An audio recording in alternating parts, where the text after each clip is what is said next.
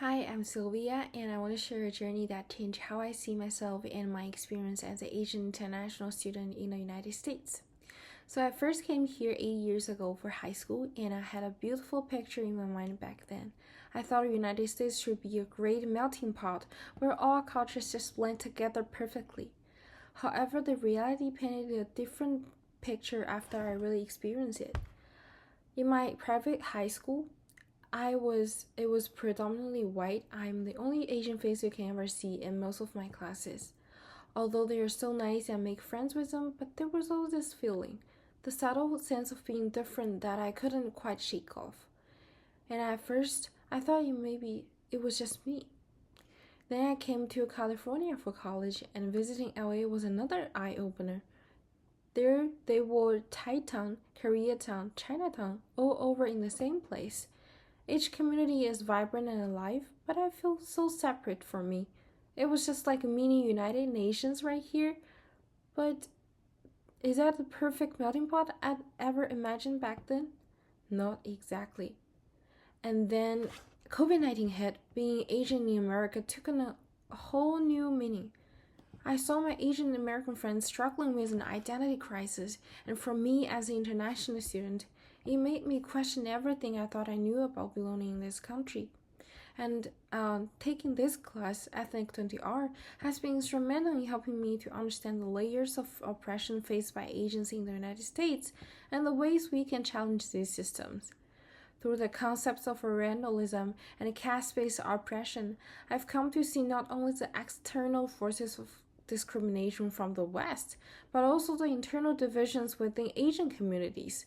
And these lessons have helped me reflect on the importance of solidarity in addressing systematic barriers and also inspire me to consider actions that I can take in my own community and future workplace to foster equity and inclusion. So being an Asian in the United States, I was constantly asked, where are you really from? And also people assume that I am so good at math. I used to just brush these off and maybe even laugh about them. But then Professor Sasaki introduced us to Edward Said's concept of Oreintalism, and suddenly, these little moments make so much sense for me. It's just like putting on glasses for the first time and seeing everything clearly. Said argues that the Orient as our exotic other is constructed through Western imagination, and Professor Sasaki explains this as a discourse of power that shapes how Asians are viewed in the United States. For example, Asian students' achievements are often attributed to Asian culture rather than individual effort.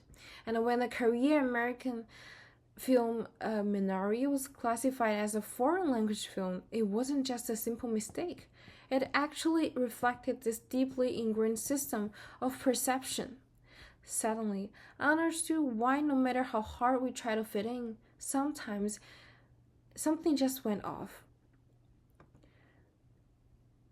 And understanding Orientalism can help us to recognize that rather than internalizing feelings of otherness or trying harder to fit in, the issue lies within the system itself. And this knowledge empowers us to build solidarity with other Asian students who face similar challenges while maintaining our authentic selves rather than conforming to Western expectations of what Asians should be. And just when I thought I was starting to understand discrimination from the West, Professor Sasaki opened my eyes to something deeper within our own Asian communities, the caste-based oppression. She described caste as a structure of graded inequality, a hidden apartheid that impacts every aspect of life, from education to social mobility. And this isn't just a Southern Asian issue confined to history. It follows people into the American diaspora, affecting students in the US colleges. So do you know that actually something as simple as a last name can expose someone to discrimination? I never thought that before. And caste-oppressed students often have no formal pathways to address the discrimination they face here in the United States. I've never thought that besides Western discrimination, we Asians internally even existed such a dehumanized oppression. And as international students, We might think caste discrimination doesn't affect us directly, but understand it challenges us to look beyond obvious forms of inequality. And true equality isn't just about confronting external prejudices, it's about addressing the hierarchies within our own communities as well. So, to make changes, I've stopped staying quiet when I hear stereotypes about Asian students in class, and no more silent nodding when someone assumes our English must be flawed or that we are all good at math because we are Asians. And at UCSC, I've also found a concrete way to make a difference.